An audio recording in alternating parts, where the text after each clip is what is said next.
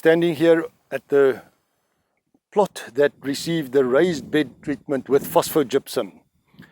As you can see, this area here was dug up from two trenches on the sides.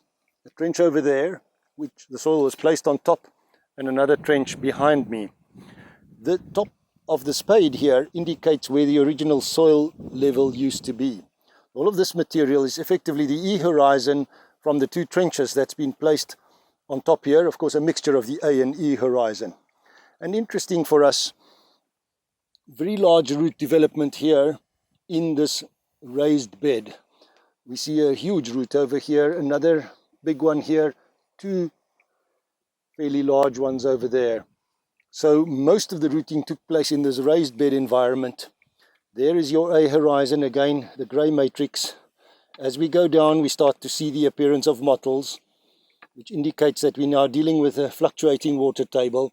And this prevails, but suddenly the matrix background color changes to a much more greenish hue, and that tells us that there's very long periods of waterlogging down there as we go further with depth. So the other thing that I think is important to notice here is this is 28 years after this treatment had been put in place. It has gone through rain and sunshine and even a very large fire, and the bulk of the structure is still intact.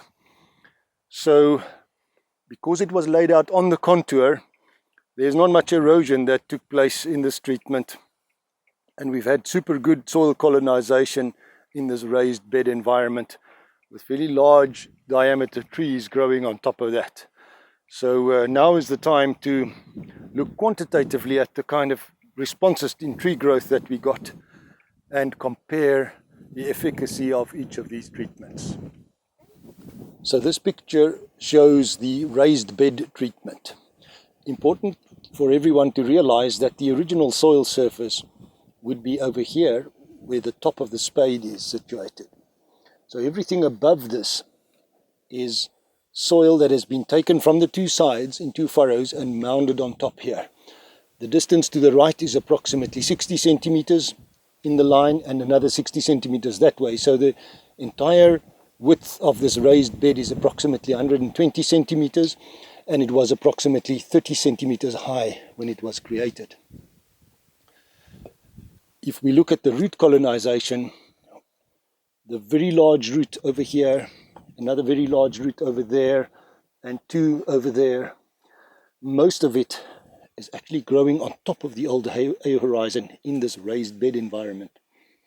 There's still a fair amount of finer roots down here in the A horizon. There we see the first signs of mottling again, and it gets increasingly more greenish grey as we go down into the lower B horizon. So we can see that the effect of the raised bed is to create much more of a rooting environment above the A horizon rather than encouraging root growth deeper down. So the deeper we go into the subsoil, the more prominent is this greenish undertone in the soil. There's still some mottling here, but it is dominantly a greenish yellow, again indicative of the high levels of waterlogging. Some rooting down here, but not much.